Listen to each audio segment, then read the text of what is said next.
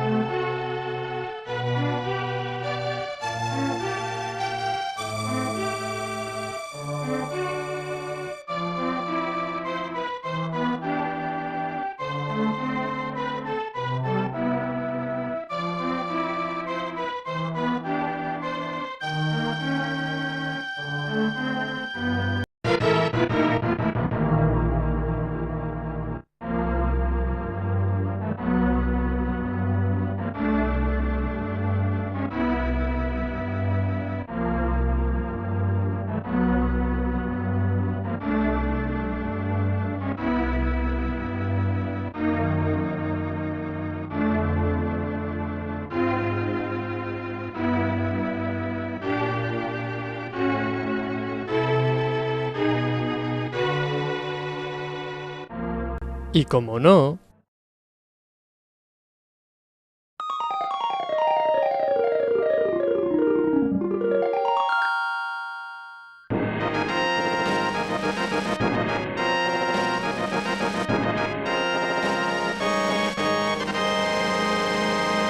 el tema del Triforce. Bueno, sé que se supone que se pronuncia Triforce, pero llevo toda la vida llamándolo Triforce porque cuando aprendí... En cualquier caso, ¿qué es el Triforce y por qué le da nombre a este juego, el Triforce de los dioses? Lo primero es explicar cuál es el origen del diseño del Triforce. En Japón existen varios emblemas denominados Kamon que representan a cada uno de los clanes. Uno de ellos se llama Mitsuroko, que creo que se traduce a algo así como 3 escamas de pez y consiste en 3 triángulos que representan las 3 escamas envueltos en olas. Una vez explicado cuál es el origen del diseño del Triforce, hablemos de cuál es el origen del objeto en sí, el Triforce, ya que atrás quedan los días en los que se suponía que iban a ser chips de ordenador.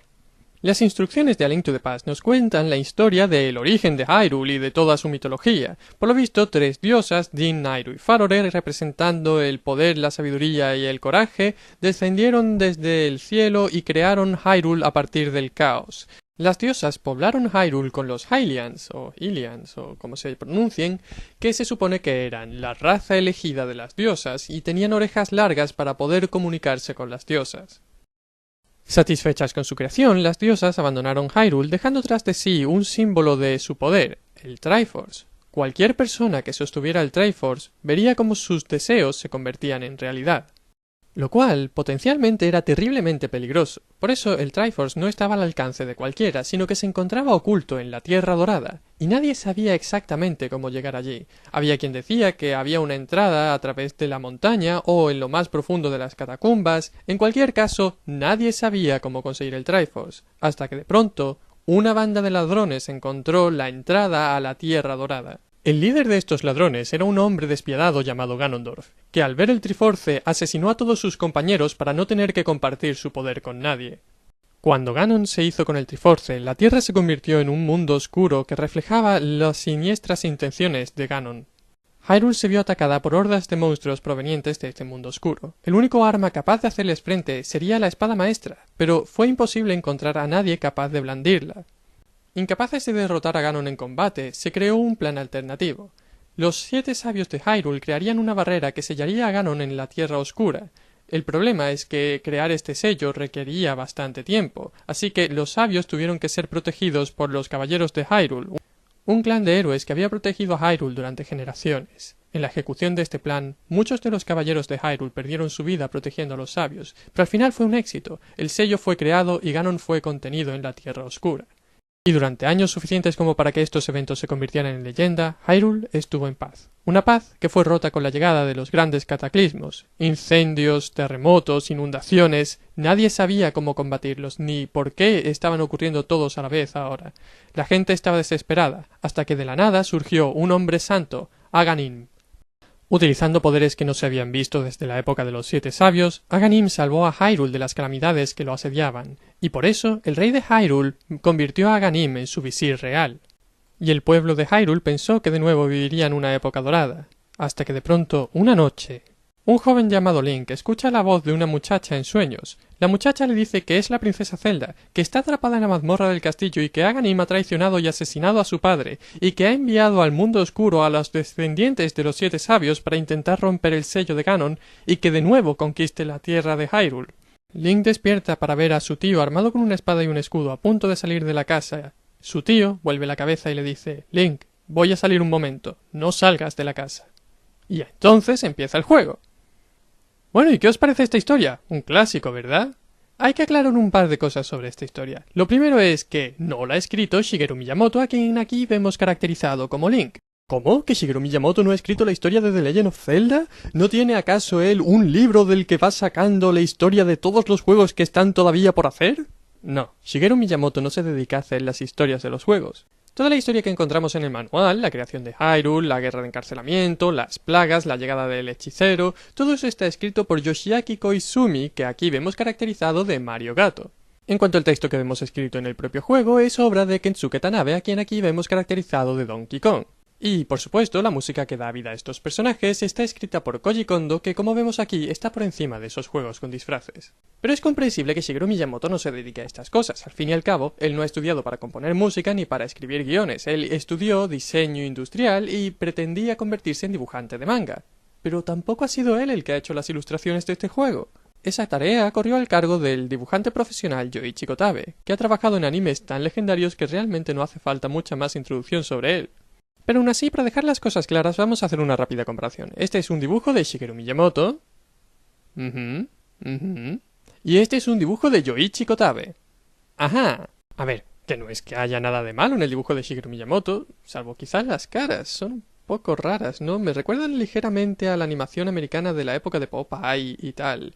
Shigeru Miyamoto dice que se inspiró mucho en Popeye. Pero cuando lo comparamos con el dibujo de Yoichi Kotabe y miramos las caras de los Koopalings y de Mario y de Luigi y de la princesa Peach, estos son los personajes de Nintendo que reconocemos. Puede que Shigeru Miyamoto creara los personajes, pero es Yoichi Kotabe quien creó la estética a la que estamos acostumbrados. Y en este momento tendríamos que preguntarnos si Shigeru Miyamoto no es el responsable del estilo de dibujo, ni es el responsable del estilo de la música, ni es el responsable del estilo de la historia.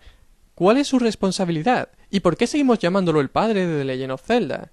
Bueno, aquí hay un ejemplo que lo aclara. Nintendo Dentsu Game Seminar っていう企画がありまして、でそれの第2回の僕は生徒だったんですけど、その時に、企画のプレゼンテーションをして、で僕が出した企画がドラキュラのゲームだったんですよ。で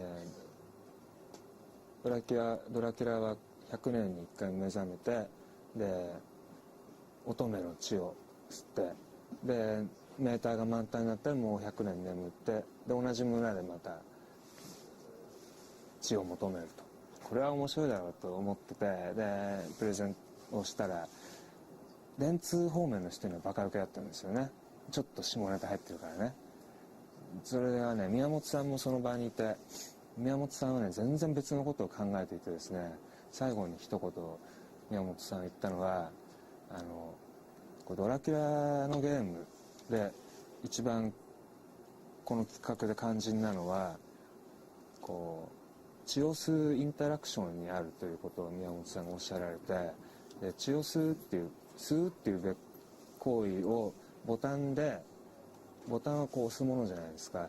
で押すことと吸うことっていうのはベクトルとして正反対だから、ここをうまく一致させることができればこのゲームは面白くなるよっていうようなことを宮本さんはおっしゃっていて、で僕はそれまでね結構テレビゲームなんてこう上物さえ面白ければ面白いんじゃないのぐらいのすごくなめた考え方をしていたんだけど。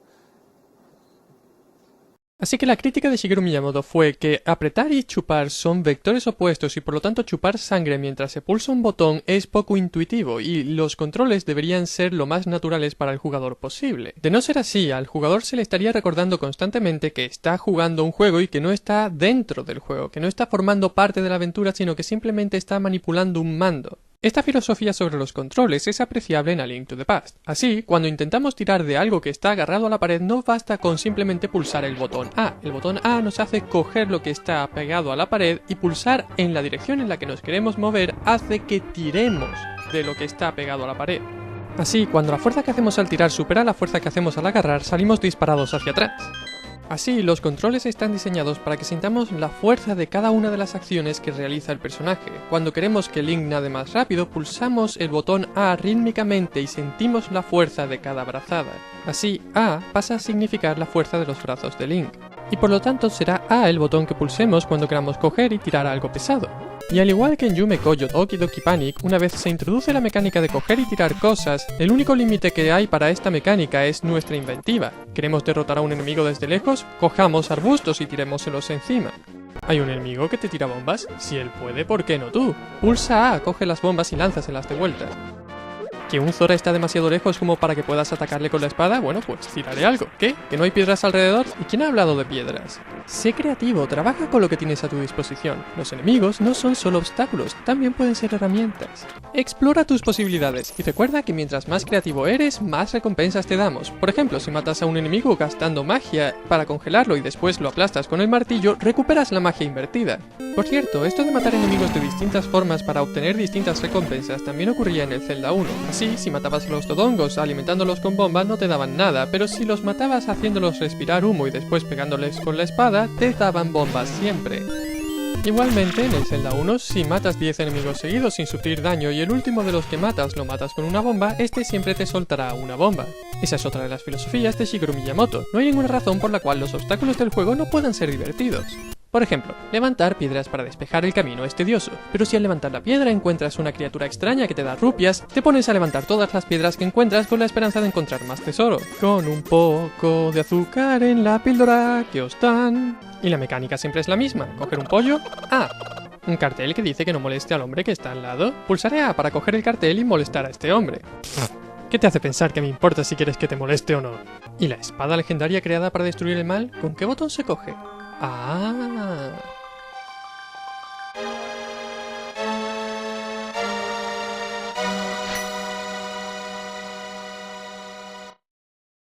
Estas son marcas de un buen juego, como por ejemplo, establecer unas mecánicas lo bastante claras como para que si al jugador se le ocurre utilizarlas con algo que normalmente sería absurdo, como un pescado, sirvan, y que si coges el pescado, pueda servirte para algo, como si lo devuelves al agua te das cuenta de que el pescado es inteligente y mágico y te da rupias. Y, incluso más allá, si decides pasar de que el pescado sea inteligente y vendérselo a un mercader para que se lo coma, el mercader te da otras cosas. Un momento, ¿Link acaba de vender una vida inteligente para ser devorada? No pensemos en eso. Mira, si cojo algo y lo tiro al agua, a veces salta un pez.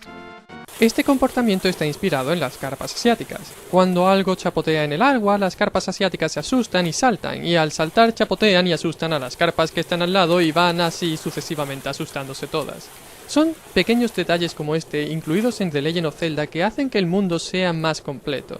En fin, echemos ahora un vistazo a la segunda función del botón A, correr. Correr, igual que coger cosas, sirve para distintas cosas en este juego, como te dice el hombre que corre. Si corres contra un árbol, a veces caen de su copa cosas interesantes, como rupias. Y esto hace que explores esta técnica para ver qué encuentras en las copas de los árboles. Y a veces encuentras cosas buenas y otras veces encuentras cosas malas, pero eso hace que cada uno de los árboles de este juego tenga su propia identidad, porque cada uno de ellos es una pequeña aventura. Y pronto aprendes a utilizar la fuerza de estos impactos para eliminar obstáculos de tu camino o para derribar paredes o incluso para lanzar bloques y derrotar enemigos.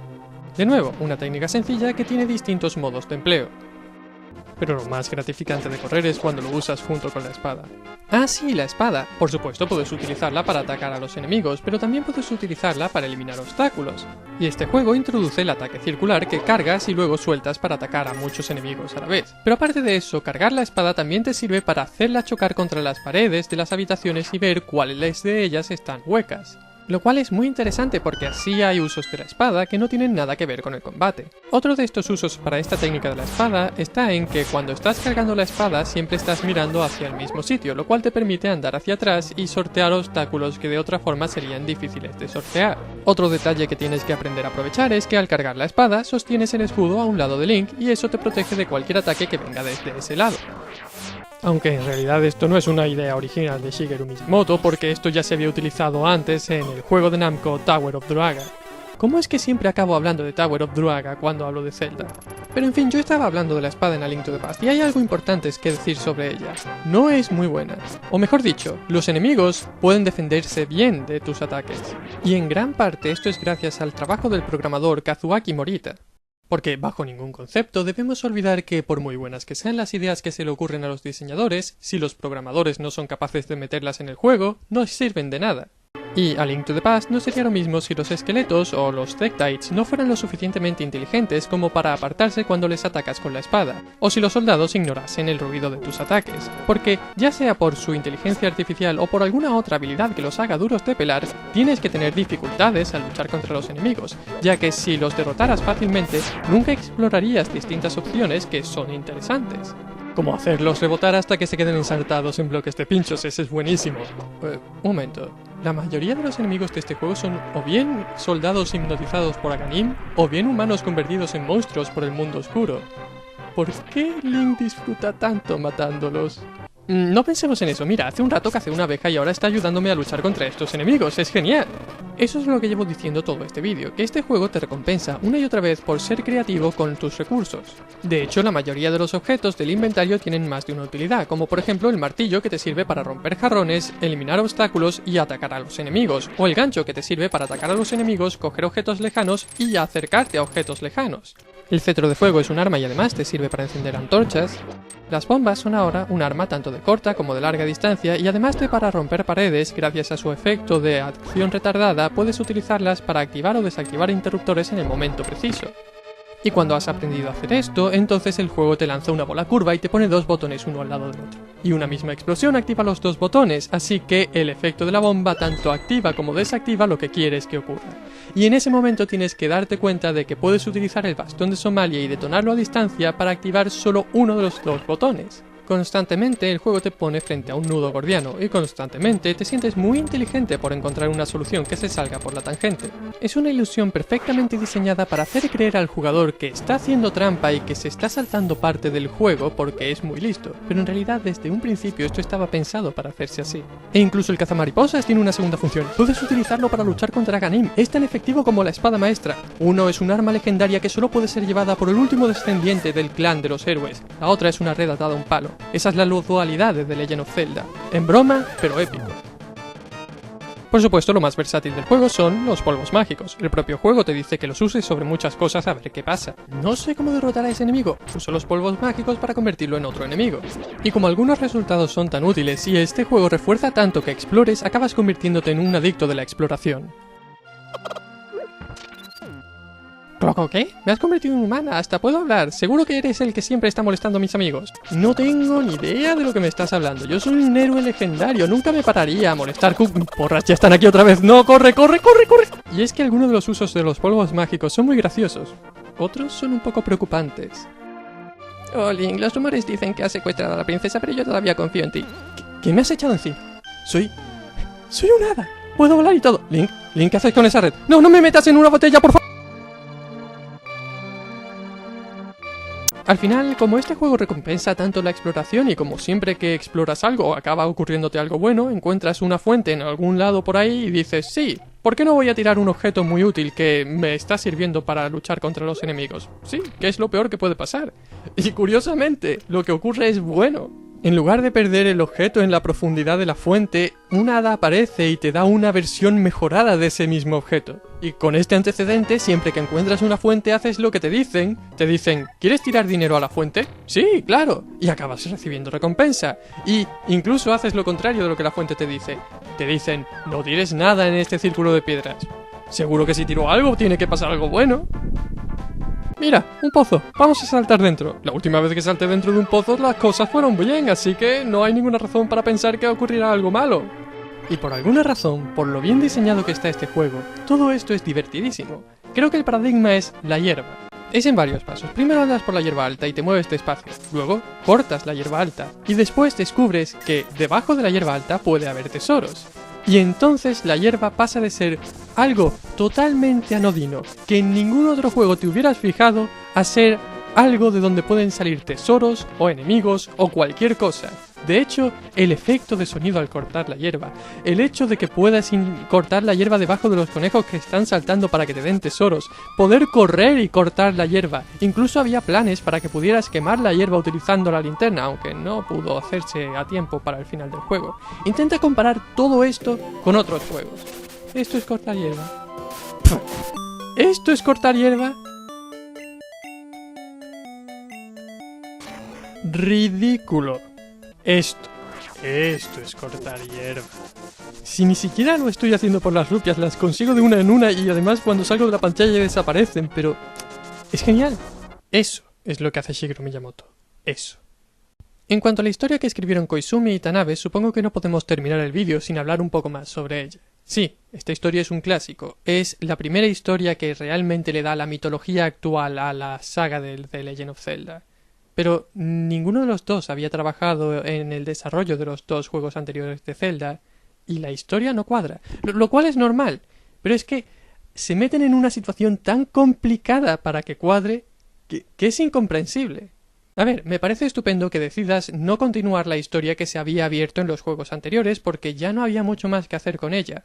Pero si quieres empezar una historia nueva, ¿por qué dices que esta es una precuela de los juegos anteriores como pone en la parte de atrás de la caja? Según la contraportada del juego, el Link y la Zelda que aparecen en el A Link to the Past son los ancestros del Link y la Zelda que aparecían en el Zelda original y en el Adventure of Link. Pero no hay ningún evento que ocurra en este juego que haga referencia para nada a los dos juegos originales. La única explicación que tiene vender este juego como que es un juego en el que juegas como el ancestro del héroe del juego original es que es lo que Dragon Quest 3 estaba haciendo en aquel momento. Pero decir que la Link to the Past es el primero de la saga choca de frente con la historia del Zelda 2 en el que se nos contaba la historia de la primera Zelda. En general lo que se acepta para que esto cuadre es que la Zelda que se menciona en el Zelda 2 no es la Zelda original, sino una Zelda que vivió después de la Zelda de la Link to the Past. Pero echar por tierra el hecho de que la Zelda del Zelda 2 es la primera Zelda hace que la historia del Zelda 2 sea absurda y no tenga ninguna gracia. A ver, dejadme que haga una cosa. Vamos a intentar cuadrar la historia de la saga de Zelda teniendo en cuenta solo estos tres juegos. Y vamos a intentar que todo lo que se dice en las instrucciones sea verdad. A ver, veamos. La Zelda del Zelda 2 tiene que ser la primera Zelda. Supongamos que vivió antes que la Zelda de la Link to the Past. No puede ser, porque en la historia del Zelda 2, uno de los fragmentos del Triforce se pierde y al final de la Link to the Past, el Triforce está entero. Eso no cuadra. El único punto de la historia del Zelda 2 en el que el Triforce está completo es muy al principio cuando el rey de Hyrule está gobernando con él, porque después separa el trozo del coraje y lo esconde, y si el A Link to the Past tiene que ocurrir antes del Zelda 2, que es donde se reúne de nuevo el Triforce completo, entonces tiene que ocurrir antes de que se separe el tercer fragmento del Triforce. Pero entonces la Zelda del Zelda 2 no podría ser la primera Zelda porque la primera Zelda sería la Zelda de la Link to the Past. La primera Zelda sería la Zelda de la Link to the Past. ¿Y si la Zelda del Zelda 2 es la Zelda de la Link to the Past? Y los eventos que se narran en la historia del Zelda 2 ocurren al final de la Link to the Past cuando el Triforce está completo. Entonces... Vale, eso cuadraría porque entonces Link lo primero que pide es que el rey de Hyrule resucite y entonces le da el Triforce y entonces el rey de Hyrule reina y es la época dorada de la que se habla en las instrucciones del Zelda 2. Y este mismo rey de Hyrule tendría el Triforce completo y reinaría con él y sería él el que separa el tercer fragmento del Triforce y la Zelda de la Link to the Past sería la Zelda que se menciona en el Zelda 2, pero no, eso no cuadra porque la Zelda de la Link to the Past no tiene un hermano y la Zelda del Zelda 2 es traicionada por su hermano y es él el culpable de que ella se quede dormida.